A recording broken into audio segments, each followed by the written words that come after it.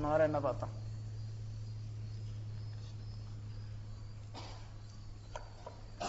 போன வாரம் என்ன பார்த்தோம்? ஆர்வம் ப்ரோ, நீங்க போன வாரம் வரலையா? இன்னும் வராத மாதிரி பார்த்துட்டு இருக்கீங்க. கிருஷ்ணர் வந்து ராசந்திரன் வரும்போது போயிடும். அதெல்லாம் ருக்மிணி கல்யாணமா? ருக்மிணி கல்யாணம் இன்னைக்கு தான் பார்க்க போறோம்.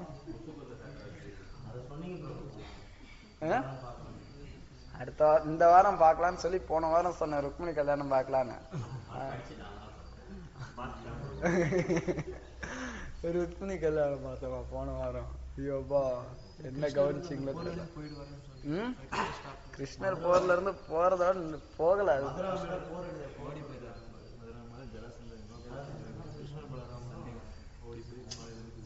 மலையில இருந்து குதிக்கிறாங்களா? கிழிஞ்சது போ. அப்ப நான் கிளாஸ் எடுக்க தேவையில்லன்னு நினைக்கிறேன். எல்லாரும் அடுத்து நான் இன்னைக்கு சொல்ல போற கதையெல்லாம் எல்லாரும் இப்பயே சொல்றீங்க.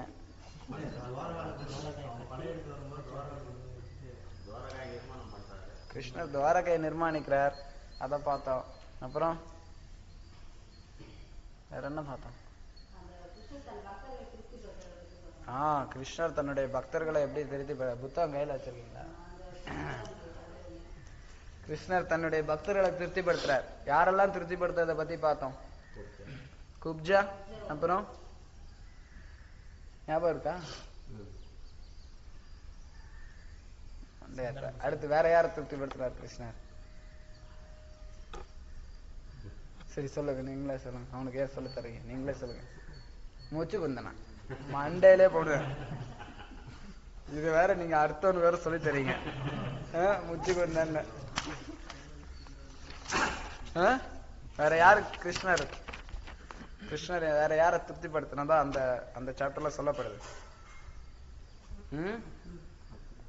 அக்ரூரர் ஃபர்ஸ்ட் குப்ஜாவை திருப்திப்படுத்துறார், அப்புறம் அக்ரூரை திருப்திப்படுத்துறார். ஏன் அப்படின்னா அவங்களெல்லாம் தான் திருப்திப்படுத்துறேன் அப்படின்னு சொல்லி கிருஷ்ணர் உறுதி கொடுத்திருந்தார். கிருஷ்ணர் மதுராவுக்குள்ளார் நுழையும் போது அக்ரூரர் வந்து எங்க வீட்டுக்கு வாங்க அப்படின்னு சொல்லி அழைப்பு விடுத்தார். கிருஷ்ணர், நான் என்னுடைய முக்கியமான பணி இருக்கு, அதை நான் முடிச்சுட்டு வரேன்னு சொல்லுவார்.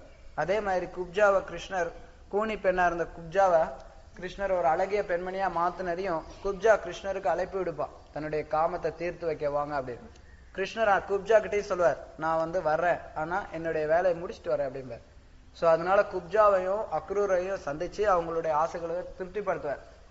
சோ அக்ரூரரை சந்திச்சு அக்ரூரோட ஆசையை திருப்திப்படுத்திட்டு கிருஷ்ணர் என்ன சொல்வார் அக்ரூரர்கிட்ட? பத்ரிகாசிரம் போவா.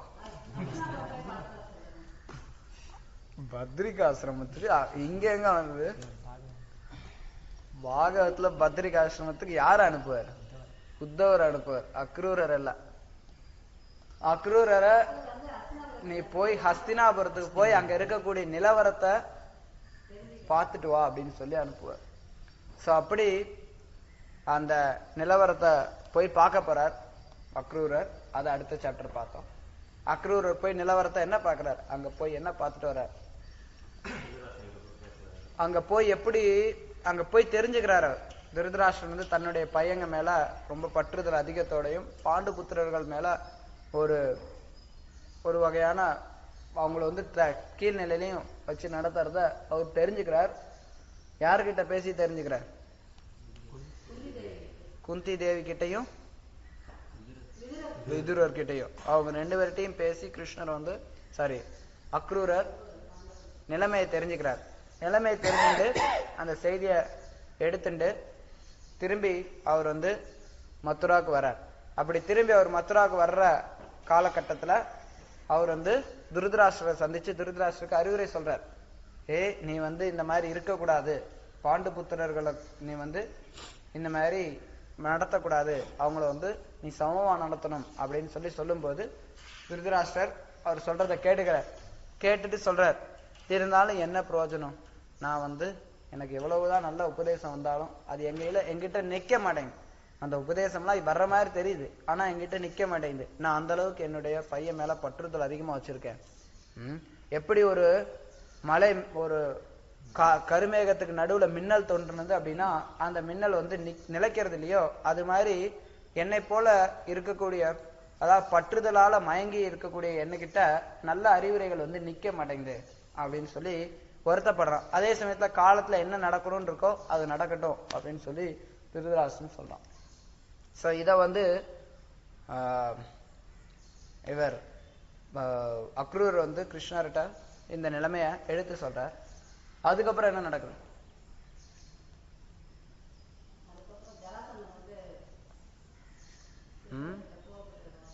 ஜராசந்தன்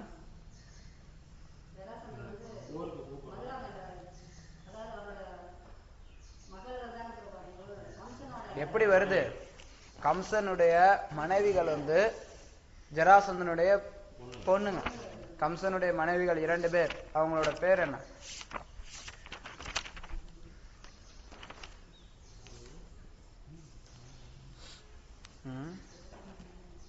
எனக்கும் மறந்து போச்சு. அஸ்தி அண்ட் பிராப்தி. அஸ்தி பிராப்தி அவங்க 2 மனைவியரையும் விதவைகளானதுனால அவங்க ஜராசந்தன்ட்ட தஞ்சம் புகுந்துருவாங்க. அதனால இவ வந்து ஜராசந்தன் எது வம்சம் மொத்தத்தையும் அழிக்கணும் அப்படின்னு சொல்லி கங்கணம் கண்டிட்டு படையெடுத்து வருவான். அப்ப படையெடுத்து வரும்போது கிருஷ்ணர் வளராமர் என்ன பண்ணுவாங்க?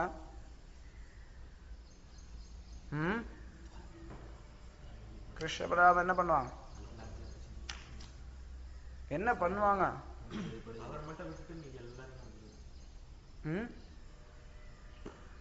அவர் வந்து யோசிப்பாங்க, ஜராசந்தன் வந்து நம்மளுடைய உறவினர், இவரை நம்ம கொல்ல வேண்டாம். ஆனா அதே சமயத்துல நம்ம வந்த பணியானது இந்த உலகத்துல இருக்கக்கூடிய தேவையற்ற சத்திரியர்களுடைய பாரத்தை குறைக்கணும், தேவையற்ற ஜனத்தொகை குறைக்கணும். அதனால நான் வந்து இந்த பெரிய படையோட வந்திருப்பான், 23 அக்ஷோகிணியோட அவன் வந்து வந்திருப்பான். அதனால ஜராசந்தனை தான் வந்து ஜராசந்தனுடைய படைகள் எல்லாத்தையும் அழிச்சிடலாம் அப்படின்னு சொல்லி கிருஷ்ண பலராமர் குறைவான படைகளோட வந்து ஜராசந்தனுடைய படை எல்லாத்தையும் துவம்சம் பண்ணிடுவாங்க. இப்படி ஜராசந்தனுடைய படைய கிருஷ்ணர் 17 தடவை தோற்கடிப்பார். ஒவ்வொரு தடவையும் அந்த படையில வந்து ரத்த ஆறு ஓடும். அந்த ரத்த ஆறு எப்படி ஓடுதுங்கிறது அதுக்கான வர்ணனைகள்லாம் நம்ம பார்த்தோம். சோ அப்படி நடக்கும். அதுக்கடுத்து என்ன ஆகும்?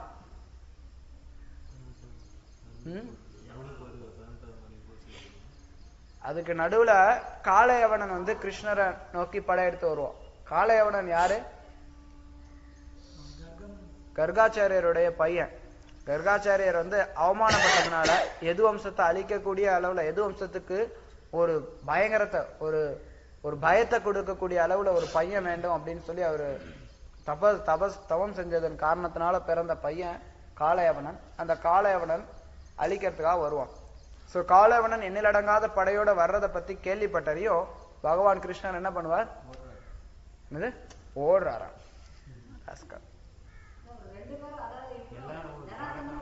ஜராசந்தன் அடுத்த நாள்ல அல்லது அதுக்கு அடுத்த நாள்ல வருவோம் அப்படிங்கிற தகவலும் அவருக்கு கிடைச்சிருக்கும்.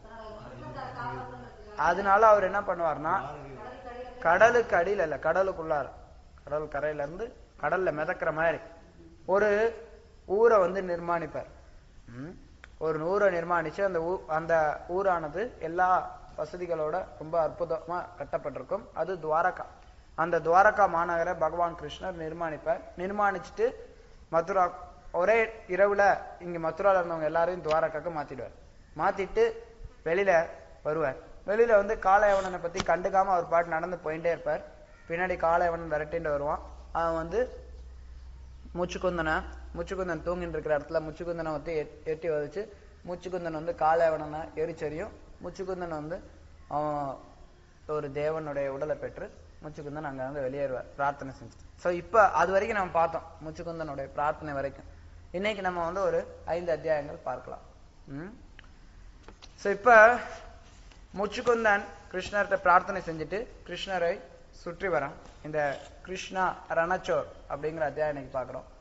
தமிழ் புத்தகத்துல 51வது அத்தியாயம். சோ அதன் பிரகாரம் கிருஷ்ண ரணச்சோர், கிருஷ்ணர் அந்த முச்சுக்குந்தன் கிருஷ்ணரை சுத்தி வரான். சுத்தி வந்துட்டு வெளியில வந்து பாக்குறான். வெளியில வந்தா ஜனங்க எல்லாம் குள்ளமா இருக்காங்க. உடனே அவன் புரிஞ்சுக்கிறான், கலியுகம் ஆரம்பமாக போகுது போல இருக்கு, நம்ம வந்து இப்ப ரொம்ப காலம் தாண்டி ரொம்ப நாள் நம்ம தூங்கிட்டோம் அப்படிங்கறத தெரிஞ்சுட்டு அவன் வந்து நேரா வட இந்தியாவை நோக்கி பத்ரிகாசிரமத்தை நோக்கி அவன் போறான். அவன் வந்து அங்க கந்தமாதனா அப்படிங்கிற ஒரு மலைப்பகுதியை நோக்கி அவன் முன்னேறி போறான் முச்சுக்குந்தன். சோ இப்படி முச்சுக்குந்தனை விடுவிச்சரி கிருஷ்ணர் மறுபடியும் இங்க வரார். இங்க வந்து இந்த காளையவனுடைய படைகள் எல்லாத்தையும் கிருஷ்ணர் துவம்சம் பண்ணிடுறார். காளையவனுடைய படைகள் எல்லாத்தையும் துவம்சம் பண்ணிட்டு அங்க இருந்து அவங்க எல்லாம் அணிஞ்சிருந்த மகுடங்கள், அவங்க கிட்ட இருந்த விலை மதிப்புடைய பொருட்கள், அது எல்லாத்தையும் எடுத்து வண்டி மாடு பூட்டிக்கிட்டு வண்டியை அனுப்புறார். எல்லாம் துவாரகைக்கு போங்கப்பா அப்படின்னு சொல்லி எல்லா பொருள்களையும் கிருஷ்ணர் வந்து ஏற்றி துவாரகைக்கு அனுப்புறார். அப்படி துவாரகைக்கு அவர் அனுப்பும் போது அப்ப வழியில வந்து ஜராசந்தன் வரான். ஜராசந்தன் திரும்பி வரான். ஜராசந்தன் இப்பயும் அதே மாதிரி 23 அக்ஷோகினியோட ரொம்ப அதிக பலசாலிகளோட ஒரு நல்ல ஒரு படையோட வரான். அப்ப இவ்வளவு பெரிய படையை பார்த்துறையும் கிருஷ்ணரும் பலராமரும் பயந்து போய் ஓடுற மாதிரி பயந்து ஓடுறாங்க. அந்த போர்க்களத்தை விட்டு பயந்து ஓடுறாங்க. உடனே ஜராசந்தனுக்கு பயங்கர மகிழ்ச்சி. கோழைகளை போல நீ ஓடுறியா, எங்களுடைய படை பலத்தை கண்டு நீ ஓடுறியா அப்படின்னு சொல்லி கிருஷ்ண பலராமரை கண்டு கிருஷ்ண பலராமரை எள்ளி நகையாண்டி கிருஷ்ண பலராமரை விரட்டின்னு போவாங்க. சோ அப்படி கிருஷ்ண பலராமரை விரட்டின்னு போகும்போது கிருஷ்ணர் போர்க்களத்தை விட்டு ஓடி போறார். பொதுவா ஒரு சத்திரியர்களுக்கு போர்க்களத்தை விட்டு ஓடி போறது அப்படிங்கிறது ஒரு கீழ்நிலை செயல். அது வந்து ரொம்ப மோசமான ஒரு செயல். ஆனா கிருஷ்ணரே அந்த மாதிரி ஒரு செயலை செய்யறார். கிருஷ்ணர் அந்த செயலை செய்யும் போது அந்த செயலானது பாராட்டப்படுது, அந்த செயலானது வழிபடப்படுது. இன்னைக்கும் பாத்தீங்கன்னா நிறைய இடங்கள்ல, குறிப்பா குஜராத், ராஜஸ்தான்ல ரணச்சோர் கோயில் அப்படின்னு சொல்லி நிறைய கோயில் இருக்கும். ரணச்சோர் அப்படின்னா ரணகாலத்துல இருந்து ஓடி போனவர். சோ அப்படி கிருஷ்ணர் ரணச்சோர் அப்படிங்கிற பேர் அவருக்கு கிடைச்சது. அப்ப அது மூலமா அவர் வந்து பிரபலமானார். அவருடைய செயல் எல்லாமே பிரபலத்தை காட்டினார். சோ ஏன் கிருஷ்ணர் போர்க்களத்தை விட்டு ஓடி போனார் அப்படின்னா அதுல பல ஆச்சாரியர்கள் பல விதத்தை வர்ணிக்கிறாங்க. ஏன் கிருஷ்ணர் போர்க்களத்தை விட்டு ஓடி போகணும் அப்படின்னா அதுக்கு குறிப்பா 2 காரணங்கள் சொல்லப்படுது. ஒண்ணு என்ன அப்படின்னா, கிருஷ்ணர் அப்படி போர்க்களத்தை விட்டு ஓடி போறதின் மூலமா நான் வந்து எதுலயுமே பற்றுதல் இல்லாதவன் அப்படிங்கிறத வெளிக்காட்டுறார். முதல்லயே இதே கருத்து காளையவனன் கிட்ட இருந்து ஓடி போனப்பையும் இதே கருத்து சொல்லப்பட்டது. சோ அதே கருத்து இங்கேயும் சொல்லப்படுது. கிருஷ்ணர் ஏன் போர்க்களத்தை விட்டு ஓடி போனார் அப்படின்னா அந்த இடத்துல மூலமா கிருஷ்ணர் நான் எதுக்குமே உட்பட்டவன் கிடையாது, நான் எல்லாத்துக்கும் அப்பாற்பட்டவன் அப்படிங்கிறத பகவான் கிருஷ்ணர் வெளிக்காட்டுறார். இன்னொரு காரணம் என்ன அப்படின்னா, கிருஷ்ணர் கூடிய விரைவில் அதுக்கு அடுத்து கொஞ்ச நாட்கள்லயே ருக்மணி கல்யாணம் பண்றதுக்கு கிருஷ்ணர் வந்து திட்டம் தீட்டி இருக்கார். இங்க சண்டை போட்டு இருந்தா அந்த ருக்மணியினுடைய திருமணத்துல தடை வரும் அப்படிங்கறனால கிருஷ்ணர் வேற ஒரு திட்டத்தை மனசுல வச்சு போர்க்களத்தை விட்டு பல மைல் தூரம் ஓடி போறார். தன்னுடைய கால்லயே கிருஷ்ணர் ஓடுறார். கிருஷ்ணருடைய பாதம் எங்கேயுமே படாம, கிருஷ்ணருடைய பாதம் தரையில பட்டது அப்படின்னா அதுல ஒரு முள்ளு குத்துனா பக்தர்கள் எவ்வளவு வருத்தப்படுவார். ஆனா கிருஷ்ணர் அந்த வெறுங்காலோட அவர் வந்து ஓடி போறார், போர்க்களத்தை விட்டு ஓடி போறார். ஜராசந்தன் கிருஷ்ணரை பின்தொடர்ந்து வரான். அப்படி பின்தொடர்ந்து வரும்போது பிரவர்ஷனா அப்படின்னு ஒரு மலை இருக்கு. அந்த பிரவர்ஷன மலையில கிருஷ்ணர் உள்ள ஏறிண்டார், மேல ஏறிட்டார். ஜராசந்தனும் கிருஷ்ணரை அந்த மலையை சுத்தி காவலாட்களை வச்சுட்டு கிருஷ்ணரை அந்த மலையில தேடுறான். பிரவர்ஷன மலையில கிருஷ்ணரை கண்டுபிடிக்க முடியல ஜராசந்தனால. ஒருவேளை கிருஷ்ணர் ஏதோ குகைக்குள்ளார ஒளிஞ்சிருப்பார் அப்படின்னு சொல்லி எத்தனையோ குகைகளை தேடி பார்க்கறான், கிருஷ்ணரை கண்டுபிடிக்க முடியல. உடனே ஜராசந்தன் சரி மலையில தானே ஏறினா மலை மொத்தத்துக்கும் நெருப்பு வச்சிடலாம், மலை மொத்தத்துக்கும் நெருப்பு வச்சிட்டோம் அப்படின்னா எப்படி இருந்தாலும் கிருஷ்ண பலராமர் இறந்துருவாங்க அப்படின்னு சொல்லி மலை மொத்தத்துக்கும் சுத்தியில நெருப்பு வச்சிடறான். சுத்தியில நெருப்பு வச்சுட்டு இவனுமேட்டு இவங்க தப்பிக்க முடியாது அப்படின்னு சொல்லிட்டு அவன் போயிடறான். அந்த சமயத்துல கிருஷ்ணனும் பலராமனும் சுத்தில நெருப்பு வந்தரையும் அவங்க வந்து கவலைப்படவே இல்லை. அவங்க வந்து மலை மேல இருந்து கீழே அப்படியே நம்ம குழந்தைங்க எல்லாம் சும்மா இந்த டேபிள் மேல ஏறி நின்று ஜங்குன்னு குழந்தைங்க எல்லாம் குதிக்கிற மாதிரி கிருஷ்ண பலராமர் மலை மேல இருந்து குதிக்கிறார். அந்த மலை 11 யோஜனா உயரமானது. 11 யோஜனானா கிட்டத்தட்ட 90 மைல், 88 மைல். ஒரு யோஜனா அப்படிங்கிறது 8 மைல். 88 மைல் உயரம் கிருஷ்ணர் வந்து சர்வசாதாரணமா குதிக்கிறார். அதன் மூலமாவும் கிருஷ்ணர் தன்னுடைய சக்தியை வெளிப்படுத்துறார். கிருஷ்ணருக்கு அது வந்து ஒரு விளையாட்டு.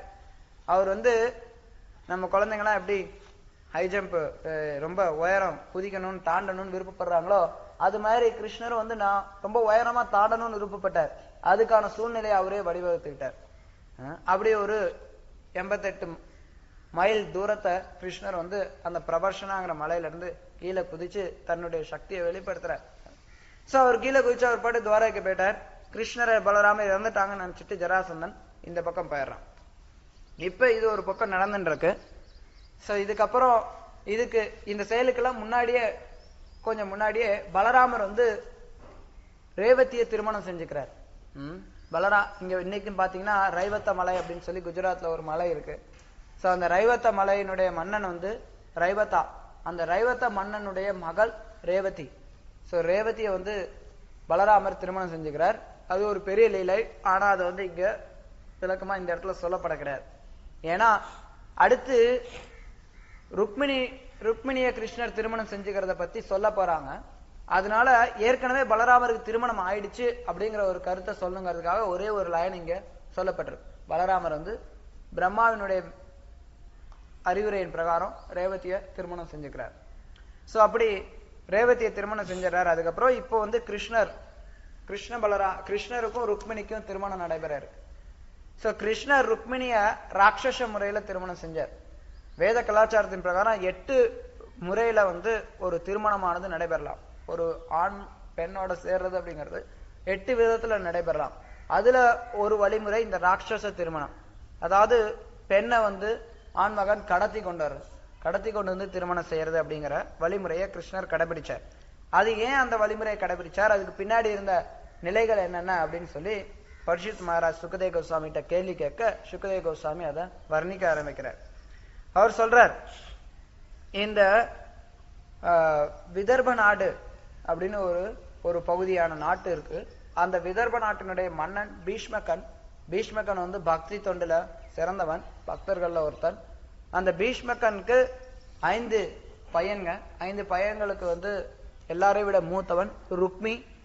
மற்ற 4 பையங்க வந்து உக்மர்தகா, ருக்மபாகு, ருக்மகேஷா, ருக்மமாலி.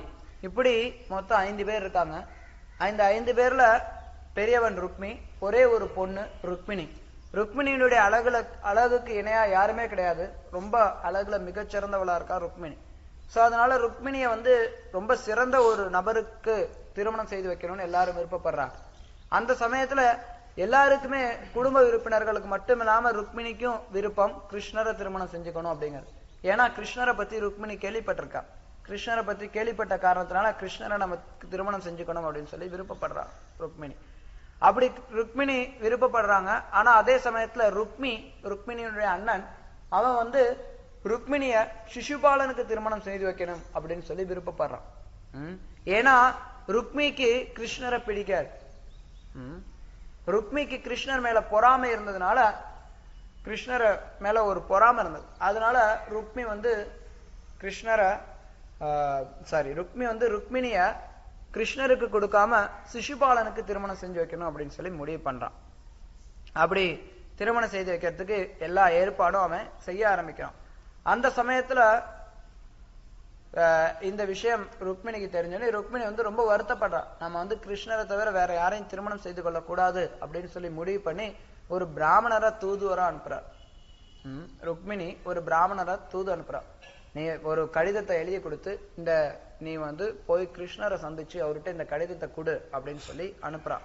அப்ப அந்த பிராமணர் இதுக்கு போறார், துவாரகைக்கு போறார். துவாரகைக்கு போனரையும் கிருஷ்ணர் பிராமணரை ரொம்ப வரவழைச்சு அவருக்கு மரியாதை கொடுத்து பிராமணரை உட்கார வச்சு அவருக்கு ஒரு பிராமணருக்கு என்னெல்லாம் மரியாதை கொடுக்கணுமோ அந்த மரியாதைகள் எல்லாத்தையும் செஞ்சு அவர் கேட்கிறார், நீங்க வந்து திருப்தியோட இருக்கீங்களா? முதல்ல கிருஷ்ணர் அந்த அறிவுரையை அதை வந்து மறைமுகமா கிருஷ்ணர் அறிவுரை சொல்றார் நம்ம எல்லாருக்கும். கிருஷ்ணர் சொல்றார், ஒரு பிராமணன் ஆனவன் எப்பவுமே திருப்தியோட இருக்கணும். ஒரு பிராமணன் அதிருப்தியோட இருந்தான் அப்படின்னா அது நல்லது கிடையாது. சோ நீங்க வந்து திருப்தியோட இருக்கீங்களா? நீ திருப்தியோட இருக்கிற அப்படின்னா அப்ப வந்து எனக்கு நீ எந்த காரியத்துக்காக வந்திருக்கீங்க அப்படிங்கிறத எனக்கு சொல்லுங்க அப்படின்னு சொல்லி கிருஷ்ணர் வந்து பணிவோட கேட்கிற ஒரு பிராமணர்கிட்ட. கிருஷ்ணர் நடத்தை மூலமா சொல்லி காட்டுற எப்படி ஒருத்தர் வந்து ஒரு பிராமணர்கிட்ட நடந்துக்கணும் அப்படிங்கிறத கிருஷ்ணர் தன்னுடைய செயல் மூலமா செஞ்சு காட்டுறார். அப்ப எனக்கு வந்த நோக்கத்தை சொல்லுங்க அப்படின்னு சொல்லி கிருஷ்ணர் கேட்டறியும் அந்த பிராமணர் ருக்மிணி கொடுத்த கடிதத்தை எடுத்து அவரே படிக்க ஆரம்பிக்கிறார். அந்த கடிதத்துல ருக்மிணி கிருஷ்ணருக்கு வேண்டுகோள் விடுக்கிறான், கிருஷ்ணர்கிட்ட பிரார்த்தனை செய்றான். கிருஷ்ணா, நீர்தான் முழுமுதற் கடவுள், நீதான் என்னை வந்து காப்பாற்றணும். நான் வந்து உங்களை தவிர வேற யாரையும் என்னுடைய கணவனை அடையறதுக்கு விரும்பல. இதனால ஆனா அதே சமயத்துல என்னுடைய அண்ணன் ருக்மி என்னை வந்து சிசுபாலனுக்கு திருமணம் செய்யறதுக்கு முடிவு பண்ணியிருக்காங்க. ஆனா சிசுபாலனை திருமணம் செய்யறதுக்கு எனக்கு விருப்பம் இல்லை. அதனால என்னை வந்து நீங்க ராட்சச முறையில கடத்திட்டு போயிருந்துருங்க அப்படின்னு சொல்லி ருக்மிணி வேண்டுகோள் கொடுக்குறா. ருக்மிணி இன்னொரு கருத்தும் சொல்றா. ஒரு சிங்கத்துக்கு இருக்கக்கூடிய ஒரு இறைய வந்து ஒரு ஓனாய் வந்து திருடி போயிடக்கூடாது. நான் வந்து உங்களை சேர வேண்டியவள், நான் வந்து சிங்கம் போன்ற இருக்கக்கூடிய உங்களை சேர வேண்டியவள். ஆனா என்ன வந்து ஒரு ஓனாய் மாதிரி இருக்கக்கூடிய இந்த சிசுபாலன் தூக்கிட்டு போயிடக்கூடாது. அதனால நீங்க வந்து என்னை கடத்திட்டு போங்க அப்படின்னு சொல்லி சொல்றா. அதே சமயத்துல ருக்மிணி என்ன சொல்றா அப்படின்னா, தேவையில்லாம நம்மளுடைய உறவினர்கள் நிறைய பேர் பிரச்சனை வர வேண்டாம். அதனால எங்களுடைய குடும்ப வழக்கத்தின் பிரகாரம் திருமணத்துக்கு முன்னாடி நாங்க வந்து பக்கத்துல இருக்கக்கூடிய அம்பிகா கோயிலுக்கு போய் நாங்க வழிபடுவோம். சோ அந்த நேரத்துல வழிபாட்டுக்கு போகக்கூடிய அந்த நேரத்துல நீங்க வந்து என்ன கடத்திட்டு போயிடுங்க அப்படின்னு சொல்லி எல்லா சூழ்நிலைகள்லாம் சொல்லி அந்த கடிதத்துல எழுதி கொடுத்திருக்கா. எழுதி கொடுத்துட்டு சொல்ற, அப்படி ஒருவேளை உங்களால வர முடியல அப்படின்னா நான் வந்து இந்த சிசுபாலனுக்கு கல்யாணம் பண்ணிக்கிறத காட்டிலும் நான் வந்து விரதம் இருந்து என்னுடைய உடலை நான் மாய்த்து கொள்வேன் அப்படின்னு சொல்லி ருக்மிணி கிருஷ்ணர்கிட்ட கடிதத்தை எழுதுறா. அதனால நீங்க என்னை வந்து காப்பாத்துங்க அப்படின்னு சொல்லி கடிதத்தை முடிக்கிறா ருக்மிணி. உடனே பிராமணர் அந்த கடிதத்தை படிச்சு முடிச்சுட்டு கிருஷ்ணர்கிட்ட சொல்றார், கிருஷ்ணா சூழ்நிலையெல்லாம் புரிஞ்சிருக்கும்னு நினைக்கிறேன், இன்னும் 2 நாள்ல கல்யாணம், சோ உடனே நம்ம வந்து செயல்படணும் அப்படின்னு சொல்லி ருக்மிணிக்கு வந்து கிருஷ்ணர் கிட்ட இந்த பிராமணர் சொல்றார். இதோட இந்த 52வது அத்தியாயம் முடியும். அடுத்த அத்தியாயத்தின் ஆரம்பத்துல கிருஷ்ணர் வந்து பிராமணர்கிட்ட பேச ஆரம்பிக்கிறார். கிருஷ்ணர் சொல்றார், ருக்மிணிக்கு மட்டும் என் மேல பிரியம் இருக்குன்னு கிடையாது, நானும் ருக்மிணியை பற்றி கேள்விப்பட்டிருக்கேன், எனக்கும் ருக்மிணி மேல பிரியம் இருக்கு. ருக்மிணி மேல எனக்கு இருக்கக்கூடிய பிரியத்தினால என்னால ராத்திரில ஒழுங்கா தூங்க கூட முடியல. அதனால நானும் வந்து ருக்மிணியை வந்து அடையணும் அப்படின்னு சொல்லி கிருஷ்ணர் பிராமணர்கிட்ட உறுதி கொடுக்கிறார். உறுதி கொடுத்துட்டு தன்னுடைய தேரோட்டி தாருகனை கூப்பிடுறார். தாருகா வா நம்ம போலாம் அப்படின்னு சொல்லி தாருகனை கூப்பிடுறார். 4 குதிரைகளை பூட்டுறார். கிருஷ்ணருடைய குதிரைகள் வந்து ஷைபியா, சுக்ரீவா, மேக புஷ்பா, பாலாஹகா அப்படின்னு 4 குதிரைகள் கிருஷ்ணருடைய குதிரைகள். 4 குதிரைகளும் 4 நிறங்கள் உடையது. ஒரு குதிரை வந்து பச்சை, இன்னொரு குதிரை வந்து பொன்னிறம், இன்னொரு குதிரை ஷியாமா, இன்னொரு குதிரை வெள்ளை. சோ இப்படி 4 குதிரைகளை கிருஷ்ணர் அந்த தன்னோட ரதத்துல போட்டிட்டு தாருகன் தன்னுடைய தேரோட்டியோட கிருஷ்ணர் இந்த பிராமணரையும் கூட்டிட்டு விதர்ப நாட்டை நோக்கி கிருஷ்ணர் கிளம்புறார். இப்படி கிருஷ்ணர் விதர்ப நாட்டை நோக்கி கிளம்புறார். ஒரே ராத்திரியில கிருஷ்ணர் விதர்ப நாட்டை அடைஞ்சிடறார். விதர்ப நாட்டினுடைய தலைநகரம் குண்டினா அப்படிங்கிற ஒரு நகரத்தை கிருஷ்ணர் அடைஞ்சிடறார். சோ இப்படி குண்டினா அங்க அடைஞ்சரி அங்க பாக்குறார். அங்க பார்த்தா பீஷ்மகர் தன்னுடைய மகளுடைய திருமணத்துக்கு வேண்டிய எல்லா ஏற்பாடுகளையும் செஞ்சுட்டு இருக்கிறார். அங்க பீஷ்மகருக்கு வந்து தன்னுடைய மகளை சிசுபாலனுக்கு கொடுக்கறதுல விருப்பம் கிடையாது. ஆனா அதே சமயத்துல பீஷ்மகருக்கு தன்னுடைய மகனான ருக்மி மேல பயங்கர பற்றுதல் உண்டு. ருக்மி என்ன சொன்னாலும் அதை வந்து பீஷ்மகர் செய்வார்.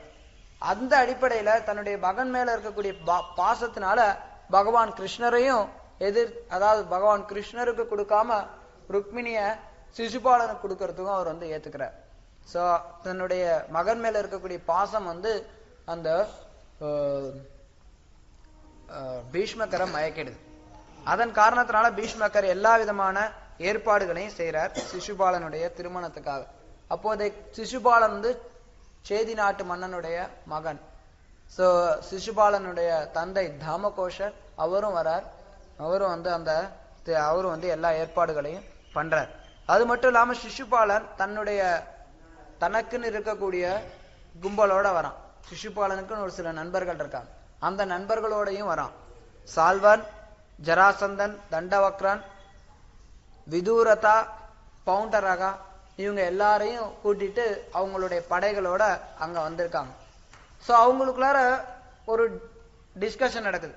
ஜராசந்தன் சொல்றான், நான் கிருஷ்ணர் தீ வச்சு கொளுத்தியாச்சு அப்படின்னு.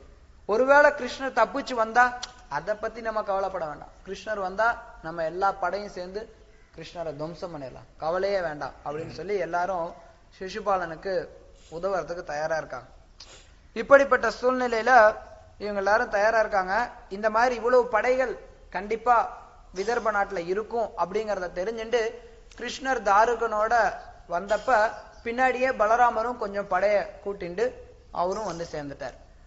சோ இப்படி கிருஷ்ண பலராமர் அவங்களுடைய கொஞ்சம் படைகளோட விதர்ப நாட்டை அடைஞ்சிருக்காங்க.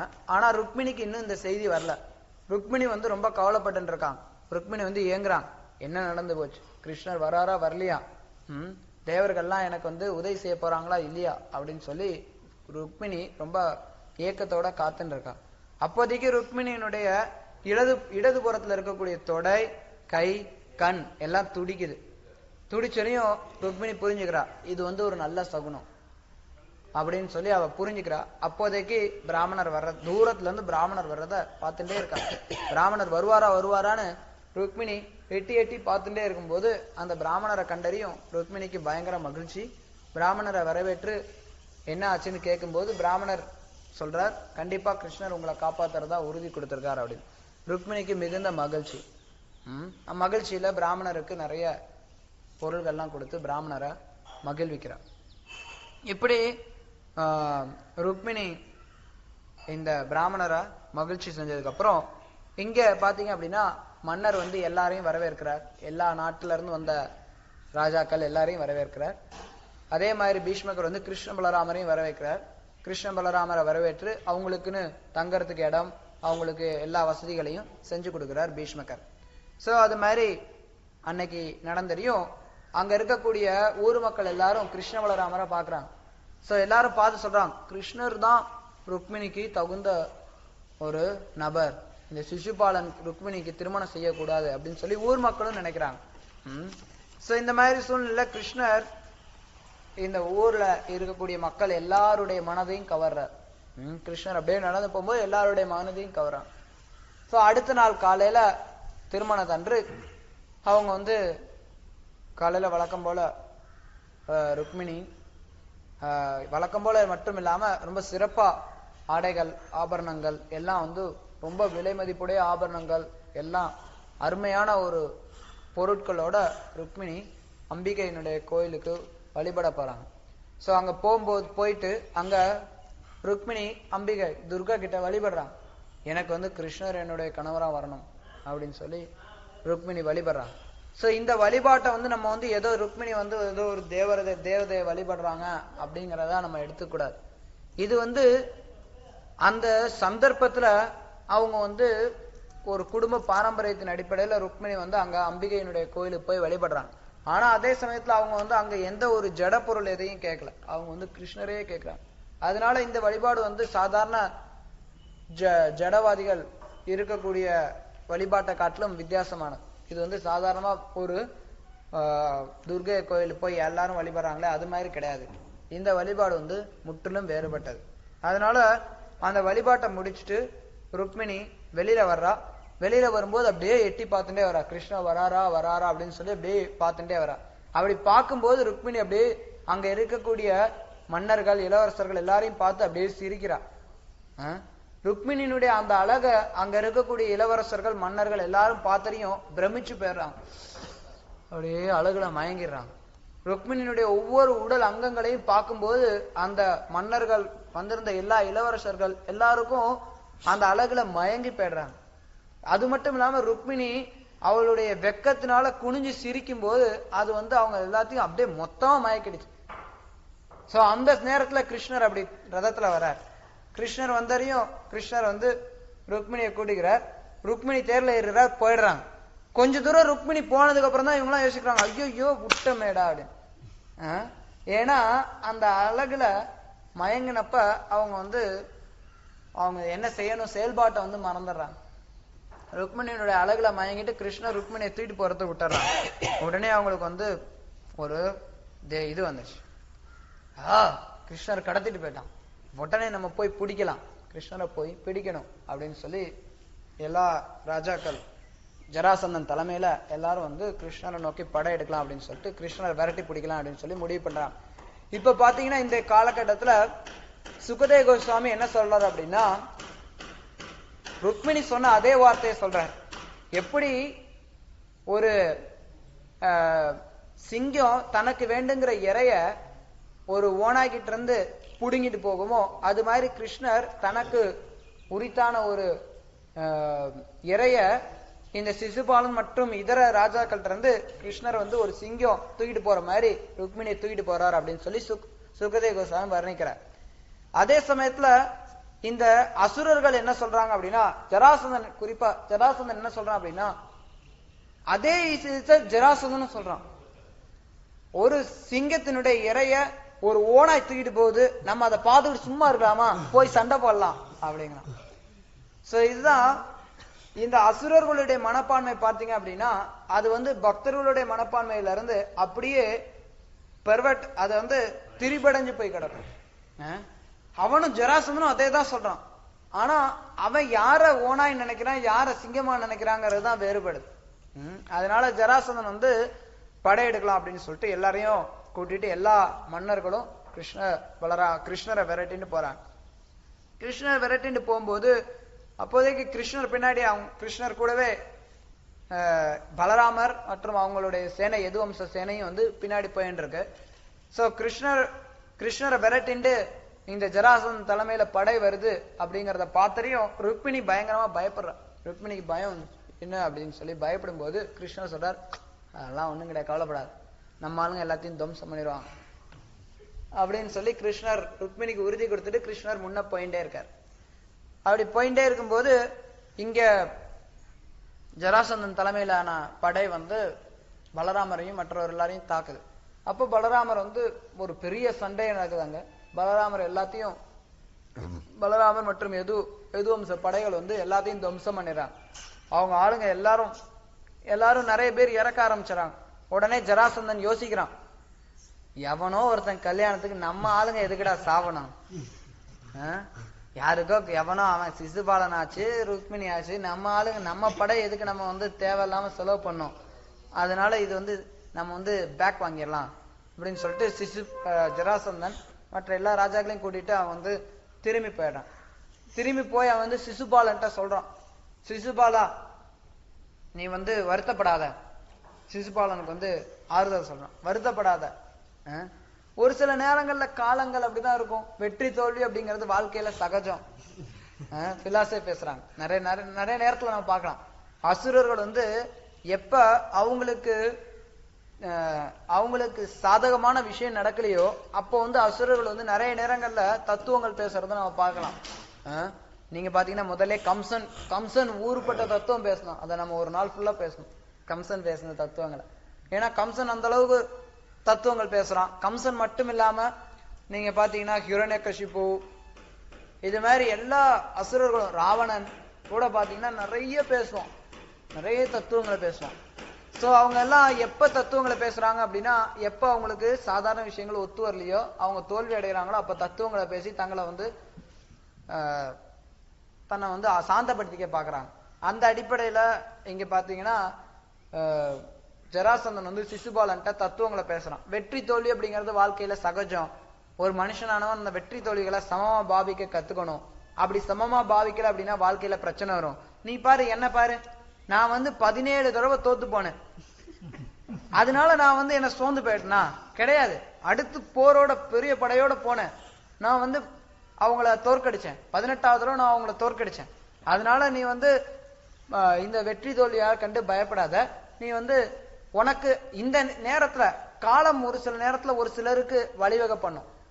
அதன் அடிப்படையில இப்ப பாத்தீங்கன்னா காலத்தின் கோலத்தினால யதுவம்ச படை வந்து வெற்றி அடைஞ்சிருச்சு, அதனால நீ கவலைப்படாத, வருங்காலத்துல நீயும் வெற்றி அடைவ அப்படின்னு சொல்லி சிசுபாலனை சாந்தப்படுத்துறாங்க ஜராசந்தன் மற்றும் எல்லா ராஜாக்களும் சேர்ந்து. சோ உடனே சிசுபாலனும் வந்து சாந்தம் அடைஞ்சிட்டு அவன் வந்து தன்னுடைய நாட்டுக்கு போறேன்னு சொல்லிட்டு உடனே அவன் வந்து சேதி நாட்டை நோக்கி கிளம்பிடுறான். சோ இதெல்லாம் நடந்துட்டு இருக்கும்போது நடுவுல ருக்மிக்கு வந்து இந்த அவமானத்தை பொறுக்க முடியல. ருக்மி நினைக்கிறான், சிசுபாலன் விட்டுட்டு போயிட்டான், ஜராசந்தன் இவங்க படைங்கெல்லாம் போயிடுச்சு, இருந்தாலும் இந்த அவமானத்தை நான் வந்து தாங்கிக்க முடியாது, ஒரு மாட்டுக்கார பையன் வந்து என்னுடைய தங்கச்சிய இப்படி கடத்திட்டு போனதை நான் எப்படி சந்திக்க முடியும், தாங்கிக்க முடியும்? நான் தனியா போயே இவனை அடக்கி, இவனோட கொட்டத்தை அடக்கி, இவனை பணிய வச்சு நான் ருக்மிணியை திரும்பி கூட்டு வர்றேன். அப்படி நான் திரும்பி ருக்மிணியை கூட்டு வரல, கிருஷ்ணரை தோக்கடிச்சு ருக்மிணியை கூட்டு வரலன்னா நான் மறுபடியும் இந்த தலைநகரத்துக்கு வரவே மாட்டேன் அப்படின்னு சொல்லி சபதம் எடுத்துட்டு ருக்மி வந்து தனியாளா தன்னுடைய ரதத்தை பூட்டிண்டு, சாரதியை கூட்டிண்டு அவன் போறான். ருக்மி கிருஷ்ணரை சந்திச்சிடறான். இவங்க பலராமர்லாம் இவங்க சண்டை போட்டு இருக்காங்க. அந்த சமயத்துல கிருஷ்ணர் ருக்மிணியை கூட்டி ரொம்ப தூரம் போயிடுறார். அப்போதைக்கு ருக்மி வந்து தனி ஆளா கிருஷ்ணரை சந்திக்க வரான். சோ கிருஷ்ணருக்கும் ருக்மிக்கும் சண்டை நடக்குது. ருக்மி தன்னுடைய பல்வேறு பானங்களை ஏவுறான். கிருஷ்ணர் அவனுடைய பானங்கள், அவனுடைய வில் எல்லாத்தையும் உடைக்கிறார். சோ இப்படி அதுக்கப்புறம் கிருஷ்ணர் ருக்மியோட 4 குதிரைகளையும் 8 அம்புகளை வச்சு கொண்டாடுறார். அதுக்கப்புறம் ருக்மிணியுடைய தேரோட்டிய 2 அம்புகளை வச்சு கிருஷ்ணர் கொண்டாடுறார். அதுக்கப்புறம் கிருஷ்ணர் அந்த ரதத்தையும் உடைச்சிடுறார். அவனுடைய ரதத்து மேல இருக்கக்கூடிய கொடியையும் வீழ்த்திடுறார். அதுக்கப்புறம் ருக்மியினுடைய எல்லா ஆயுதங்களுமே ஒன்னொன்னா ஒவ்வொரு ஆயுதமா ருக்மி எடுக்க எடுக்க எல்லா ஆயுதங்களையும் கிருஷ்ணர் வந்து துவம்சம் பண்ணிடுறார். கடைசியில ருக்மி வந்து தன்னுடைய வாளை உருவி கிருஷ்ணரை வெட்டலாம், கிருஷ்ணர் கூட சண்டை போடலாம் அப்படின்னு வரும்போது கிருஷ்ணர் அந்த வாளையும் நொறுக்கிடுறார். வாளை நொறுக்கிட்டு கிருஷ்ணர் தன்னுடைய வாளை எடுத்து ருக்மியை கொல்றதுக்கு முன் வர்றார். அப்படி ருக்மியை கொல்றதுக்கு வரும்போது அங்க உடனே ருக்மிணி கிருஷ்ணர்கிட்ட வேண்டுகோள் விடுக்கிறார். இவன் என்னுடைய எப்படிதான் இவன் தப்பு பண்ணியிருந்தாலும் இவன் வந்து என்னுடைய சகோதரன், தயவுசெய்து அவனை கொல்லாம விட்டுருங்க அப்படின்னு சொல்லி ருக்மிணி வேண்டுகோள் விடுக்கிறாங்க. அப்படி வேண்டுகோள் விடுத்தறியும் கிருஷ்ணர் ருக்மிணியினுடைய வேண்டுகோளை எடுத்துட்டு ருக்மியை வந்து அங்கங்க முடிய விட்டு வச்சுட்டு ஷேப் பண்ணி விட்டுறார். அங்கங்க முடிய விட்டு பாதி மீசை எடுத்து பாதி தாடி எடுத்து விட்டு அசிங்கப்படுத்தி ருக்மிய அசிங்கப்படுத்துகிறார். அசிங்கப்படுத்தி கயிறு வச்சு கட்டி போட்டுறார். அப்போதைக்கு பலராமர் அங்க வந்துடுறார். பலராமர் அங்க வந்து பார்த்து நிலைமையை பார்த்து புரிஞ்சுக்கிறார். புரிஞ்சுட்டு பலராமர் வந்து ருக்மிணியை சாந்தப்படுத்தணும் அப்படிங்கிறதுக்காக கிருஷ்ணரை வந்து திட்ட ஆரம்பிக்கிறார். ஹே கிருஷ்ணா, நீ பண்ணது தப்பு. என்னதான் ஆனாலும் ருக்மி வந்து நம்மளுடைய உறவினர், உன்னோட மச்சான். சோ உன்னோட மச்சானா இருக்கும்போது நீ வந்து ருக்மியை வந்து எப்படி நீ இந்த மாதிரி அவமானப்படுத்தலாம்? இந்த மாதிரி ருக்மியை நீ அவமானப்படுத்தினது அப்படிங்கிறது அவனை ருக்மியை கொல்றதை காட்டிலும் ரொம்ப மோசமானது. அதனால நீ ருக்மியை அவமானப்படுத்தினது தப்பு அப்படின்னு சொல்லி பலராமர் வந்து ருக்மி கிட்ட சொல்றார், கிருஷ்ணர் கிட்ட சொல்றார். அப்படி கிருஷ்ணர் கிட்ட சொல்லிட்டு இந்த பக்கம் ருக்மிணி பக்கம் திரும்பி சொல்றார், எல்லாம் விதிப்படி நடக்குது, நம்ம என்ன பண்ண முடியும், அதனால வருத்தப்படாத அப்படின்னு சொல்லி சொல்றார். திரும்பி கிருஷ்ணர் பக்கம் திரும்பி சொல்றார், எந்த ஒரு சூழ்நிலை வந்தாலும் ஒரு குடும்ப உறுப்பினர்களை வந்து கொல்லக்கூடாது.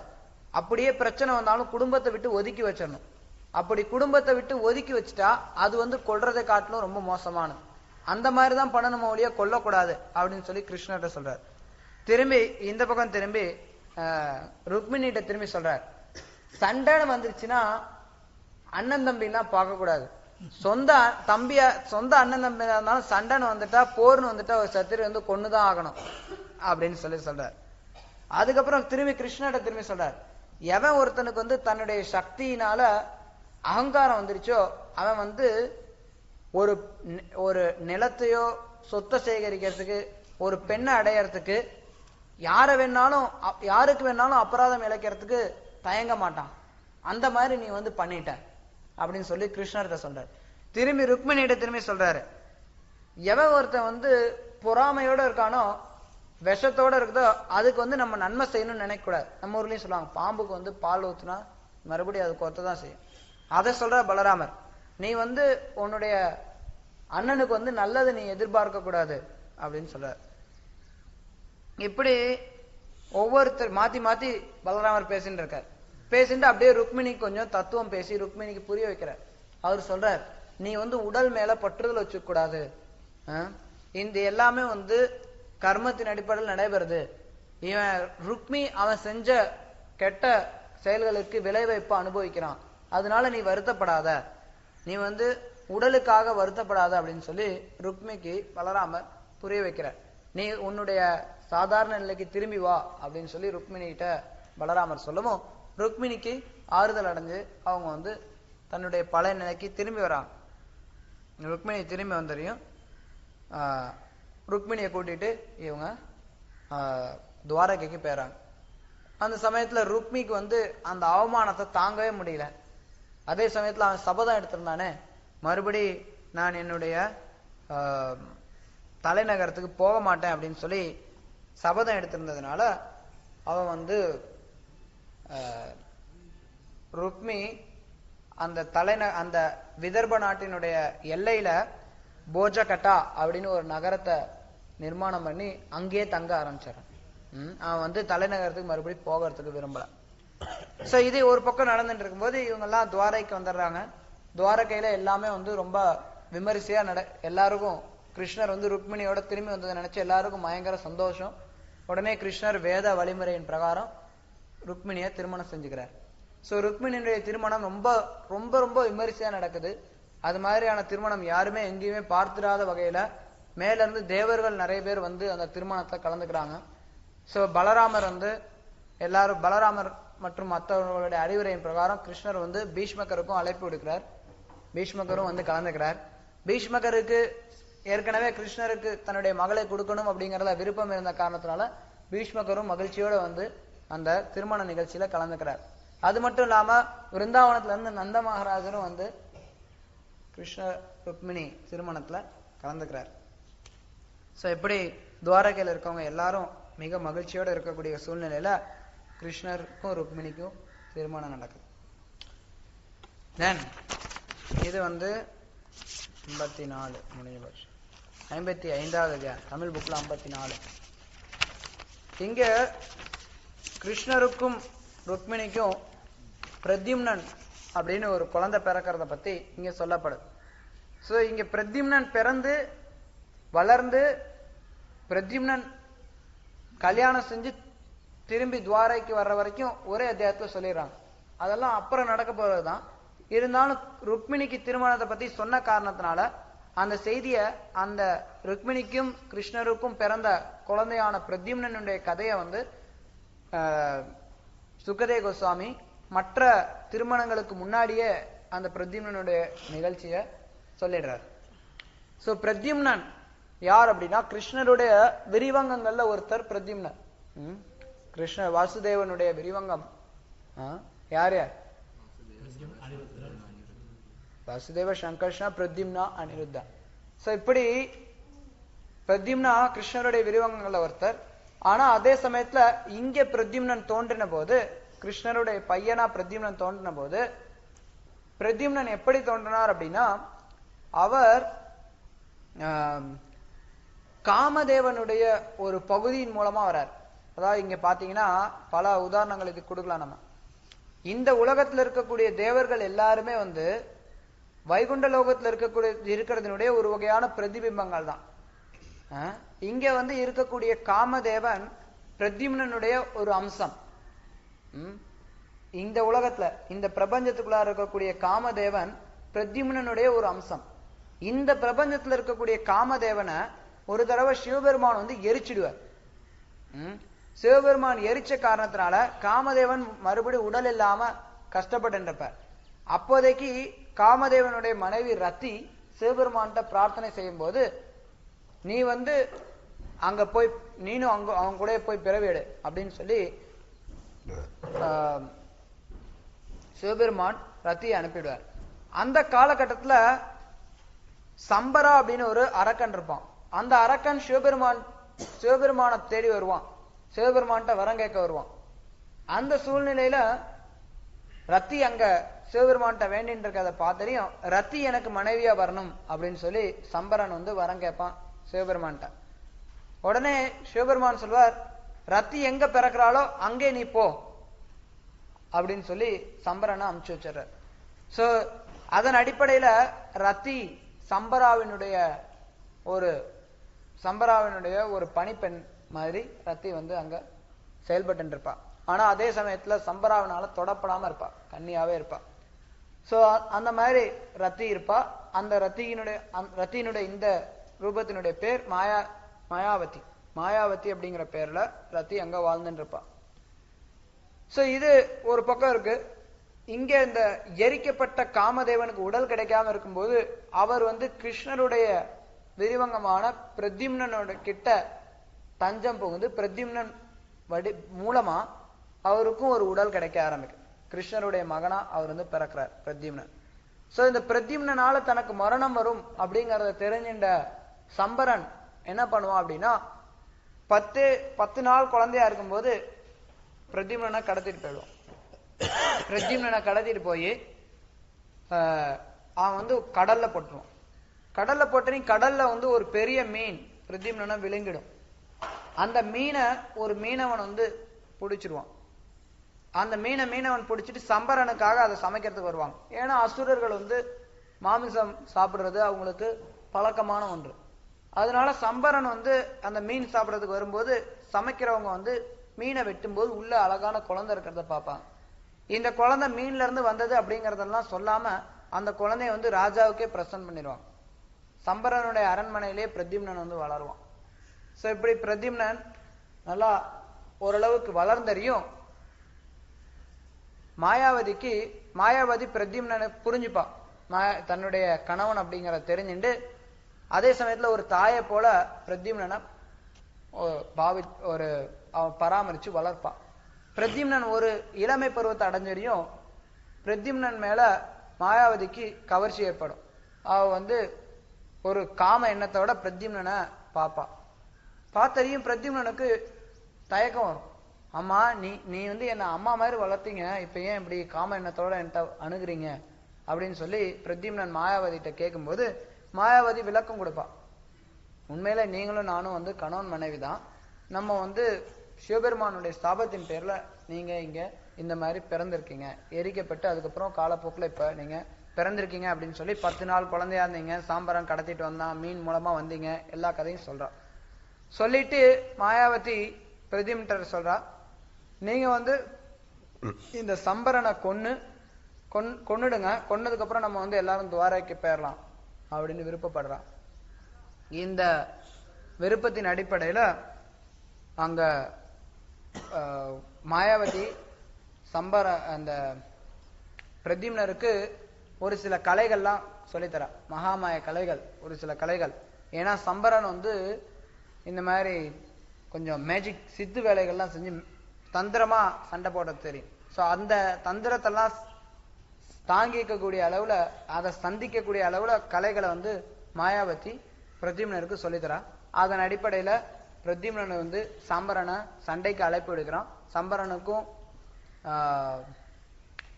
பிரத்யும்னனுக்கும் மிகப்பெரிய சண்டை நடக்குது. கடைசியில சம்பரனோட தலைய பிரத்யும்னன் வெட்டிடுறார். ஸோ அதுக்கப்புறம் அவங்க 2 பேரும் துவாரகைக்கு வராங்க. துவாரகைக்கு வந்தறியும் 2 பேரை பார்த்துரும் எல்லாருக்கும் கவர்ச்சி, எல்லாரும் கவரப்படுறாங்க. கிருஷ்ணருடைய மாளிகையில இருந்த எல்லாருமே வந்து கிருஷ்ணரை இந்த பிரத்யும்னனை பார்த்து கவர்ச்சி அடைறாங்க. எல்லாரும் கிருஷ்ணர் தான் வந்திருக்காருன்னு நினைச்சு கவர்ச்சி அடைறாங்க. அதுக்கப்புறம் பார்த்தா கொஞ்சம் வித்தியாசம் தெரியுது. ஏன்னா பிரத்யும்னன் ஏறக்குறைய கிருஷ்ணரை போலவே இருப்பான். அது மட்டும் இல்லாம பிரத்யும்னன் வந்து காமதேவனுடைய ஒரு அம்சமா இருக்கக்கூடிய காரணத்தினால எல்லாரையும் கவரும் செய்யறான்.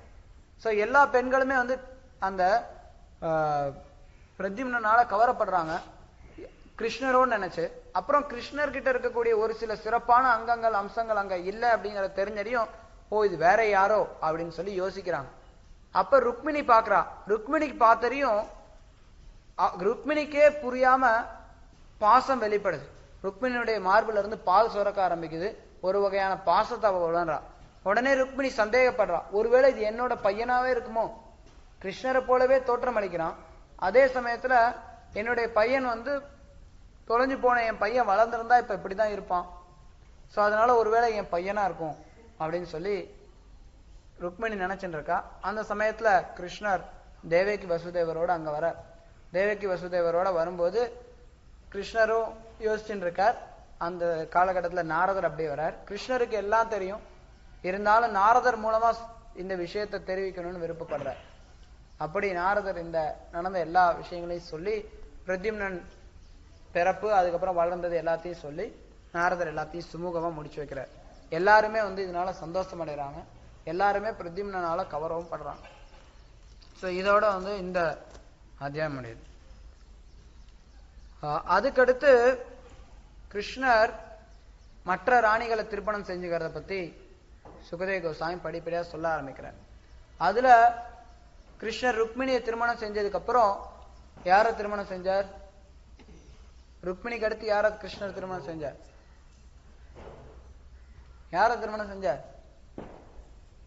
என்னப்பா போன வாரம் வேற சொன்னேன், ஜாம்பவதி. ஓகே, ஜாம்பவதியா சத்யபாமாவா? நிறைய பேர் சத்யபாமாங்கிறாங்க. யாரெல்லாம் சத்யபாமான்னு சொல்றீங்க? யாரெல்லாம் ஜாம்பவதின்னு சொல்றீங்க? எல்லாம் தயக்கம் தான். எனிவே, கிருஷ்ணர் ஜாம்பவதிய திருமணம் செஞ்சார், அதுக்கப்புறம் சத்யபாமாவை திருமணம் செஞ்சார். ஆனா ஜாம்பவதி சத்யபாமா ரெண்டு திருமணமே ஒரே ஒரு நிகழ்ச்சியினால நிகழ்ந்தது. சோ அந்த நிகழ்ச்சி என்ன அப்படிங்கறது இங்க சொல்லப்படுது. இங்க மன்னர் சத்ரஜித் அப்படிங்கிற மன்னர் கிருஷ்ணருக்கு அவமானம் செஞ்சார் அப்படின்னு சொல்லி சுகதேவ கோஸ்வாமி சொல்றார். சத்ரஜித் அப்படிங்கிற மன்னர் கிருஷ்ணருக்கு அவமானம் செஞ்சார், கிருஷ்ணரை அவமதிச்சிட்டார் அப்படின்னு சொல்லி சுகதேவ கோஸ்வாமி சொல்லும் போது பரிஜித் மகாராஜ் முழு கதையையும் கேட்கிறார். அப்ப அவர் சொல்றார், சத்ரஜித் அப்படிங்கிற சூரிய தேவனுடைய ஒரு பக்தன். சூரிய தேவனை திருப்திப்படுத்தி சத்ரஜித் சூரிய தேவன் இருந்து ஷியாமந்தக மணி அப்படிங்கிற ஒரு மணியை வாங்கிட்டான். அந்த மணி ரொம்ப ஜொலிப்புடையது. அந்த மணி எங்கிட்ட இருக்கு அப்படிங்கிற ஒரு அகம்பாவத்தினால அந்த மணியை எடுத்துட்டு சத்ரஜித் துவாரைக்கு வருவான்.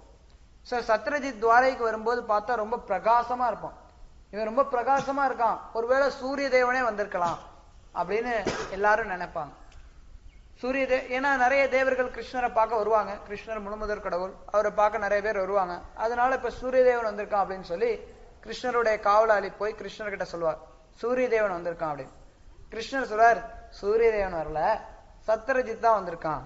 அவனுக்கு இந்த ஷியாமந்தக மணி இருக்கிறதுனால அகம்பாவம் ரொம்ப ஜாஸ்தி இருக்கு. இந்த ஷியாமந்தக மணி எங்க இருக்கோ அங்க பஞ்சம் பட்னி எந்த ஒரு குறையும் இருக்காது. இந்த ஷியாமந்தக மணியானது ஒரு நாளைக்கு 170 பவுண்டு தங்கம் கொடுக்கும். தினமும் 170 பவுண்டு. 170 பவுண்டுனா கிட்டத்தட்ட ஒரு 90 கிலோ வரும். ஒரு நாளைக்கு அவ்வளவு தங்கம் கொடுக்கும், இல்ல 100 கிலோ வரும். கிட்டத்தட்ட 100 கிலோ தங்கம் ஒரு நாளைக்கு அந்த ஷியாமந்தக மணி கொடுக்கும். அந்த ஷியாமந்தக மணி எங்க இருக்கோ அந்த இடத்துல பஞ்சமோ பட்னியோ எதுவுமே வராது, பாம்பு கடிக்காது, யாருக்கும் எந்த கெட்ட நிகழ்ச்சியும் நடக்காது. சோ ஷியாமந்தக மணி அவ்வளவு சக்தி வாய்ந்தது அப்படின்னு சொல்லி கிருஷ்ணர் சொல்றார். அதே சமயத்துல கிருஷ்ணர் சத்ரஜித்தை கூப்பிட்டு வரவேற்று பேசிட்டு இருக்கார். பேசிட்டு இருக்கும்போது சொல்றார் சத்ரஜித் கிட்ட, நீ இந்த மணிய எங்களுடைய மன்னர் உக்ரசேனருக்கு நீ கொடுத்துரு அப்படின்னு சொல்லி கிருஷ்ணர் விண்ணப்பம் எடுப்பார். நான் இதெல்லாம் கொடுக்க முடியாது, நான் இதெல்லாம் எப்படி கொடுக்கறது அப்படின்னு சொல்லி சத்ரஜித் மறுப்பு தெரிவிச்சு மணியோட போயிடுவான். அப்படி மணியோட போனதுனால அது கிருஷ்ணருக்கு அவர் இழைத்த அவமானம் ஆயிடுது. சோ அந்த கிருஷ்ணருக்கு அவர் அவமதிச்சதாயிடுது. அந்த கிருஷ்ணரை அவமதிச்ச காரணத்தினால அவர் பின்னாடி பல்வேறு விளைவுகளை சந்திக்க நேரிடும். சோ அதன்படி பாத்தீங்கன்னா சத்ரஜித்தோட தம்பி, அவன் பேர் பிரசேனா. அந்த பிரசேனா ஒரு நாள் இந்த மணியை போட்டுட்டு காட்டுக்கு போவான், காட்டுக்கு வேட்டையாட போவான். அப்படி வேட்டையாட போகும்போது இந்த பிரசேனாவை ஒரு சிங்கம் அடிச்சு கொண்டு போடும். அந்த சிங்கம் அடிச்சு கொண்டுட்டு சிங்கத்துக்கு அந்த அந்த மணியை பார்த்துனே ஆசையாயிடும். அந்த மணி எடுத்துட்டு சிங்கம் அது குகைக்கு போகும். அங்க சிங்கம் போகும்போது ஒரு கரடி ஒண்ணு பார்த்து அந்த சிங்கத்தை அடி போட்டு அந்த மணியை தூக்கும். அந்த கரடி யார் அப்படின்னா ஜாம்பவான். ஜாம்பவான் ராமலீலையில இருந்து அவர் தொடர்ந்து இருந்துட்டே இருப்பார். சோ ஜாம்பவான் அவரு ரொம்ப சிறப்பானவர். அதனால ஜாம்பவான் அவரு அந்த சிங்கத்தையும் கொன்னுட்டு, அவர் ஜாம்பவானுக்கு அந்த மணியில ஒண்ணும் விருப்பம் இல்ல. ஜாம்பவானுக்கு ஒரு சின்ன பையன் இருப்பான், அந்த சின்ன பையனுக்கு விளையாட கொடுத்துருவாங்க.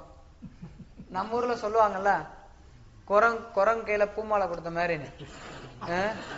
அது மாதிரி நம்ம இந்த ஜாம்பவான் கையில இந்த ஜாம்பவான் தன்னோட குழந்தை கையில இந்த ஷியாமந்தக மணியை கொடுத்து நீ விளையாடுறா ராஜா அப்படின்னு சொல்லி கொடுத்துருவாரு. அவன் அந்த அந்த கரடி குட்டி வந்து அதை பார்த்து அப்படியே விளாண்டுட்டு இருக்கும். ஸோ இது ஒரு பக்கம் இப்படி நடந்துட்டு இருக்கும். இதே சமயத்துல இந்த சத்ரஜித் என்ன பண்ணுவான் அப்படின்னா கிருஷ்ணர் மேல சந்தேகப்படுவான். ஒருவேளை கிருஷ்ணர் தான் என்னோட தம்பியை கொன்னு இந்த மாதிரி மணியை திருடிண்டா அப்படின்னு சொல்லி கிருஷ்ணர் மேல ஒரு ஒரு வதந்தியை வந்து கிருஷ்ணரை பத்தி தப்பான அபிப்பிராயத்தை ஒரு வதந்தியா ஊர் முழுக்க பரப்பிடுவான். சோ இப்படி ஊர் முழுக்க பரவுனதுனால கிருஷ்ணர் இந்த வதந்தியிலிருந்து தன்னை விடுவிச்சுக்கணும் அப்படிங்கிறதுனால கிருஷ்ணர் சரி எல்லா மக்களையும் கூட்டிட்டு நம்ம போய் என்ன ஆச்சு பிரசேனாவுக்கு அப்படின்னு தேடலான்னு போவார். சோ அப்படி காட்டுக்கு தேட போகும்போது பிரசேனா வந்து செத்து கிடக்கிறத பார்ப்பாரு. சிங்கம் அடிச்சிருக்குங்கிறத தெரிஞ்சுப்பாரு. அப்புறம் அந்த சிங்கம் அடிபட்டு இருக்கிறத சிங்கமும் அடிபட்டு செத்து கிடக்கிறத பார்த்தையும் குகைக்குள்ளார போவார். குகைக்குள்ளார போகும்போது கிருஷ்ணர் மட்டும் தனியா போவார். எல்லா ஊர் மக்கள் எல்லாம் வெளியில நின்றுட்டு இருப்பாங்க. கிருஷ்ணர் மட்டும் தனியா உள்ள போவார். அப்படி கிருஷ்ணர் மட்டும் உள்ள போனாரையும் அங்க ஜாம்பவானை பார்த்தரையும் ஜாம்பவான் வந்து கிருஷ்ணரை பார்த்தரையும் 2 பேருக்கும் சண்டை வந்துடும். 2 பேருக்கும் பயங்கரமா சண்டை நடக்கும். கிருஷ்ணருக்கு தெரியும் ஜாம்பவான் வந்து தன்னுடைய பக்தன் அப்படிங்கிறது. ஆனா ஜாம்பவானுக்கு முதல்ல புரியல இவர் என்னுடைய எஜமானர் அப்படின்னு. கிருஷ்ணர் வந்து ஒருத்தனை கொல்லணும் அப்படின்னு நினைச்சாருன்னா ரொம்ப எளிமையா கொண்டாடலாம். ஆனா அதே சமயத்துல ஜாம்பவான் தன்னுடைய பக்தன் அப்படிங்கிறதுனால அவர் வந்து கொல்ல விருப்பப்படல. தன்னுடைய பக்தனுக்கு தன்னை ஒரு விதத்துல வெளிக்காட்டணும் அப்படின்னு விருப்பப்பட்டார்.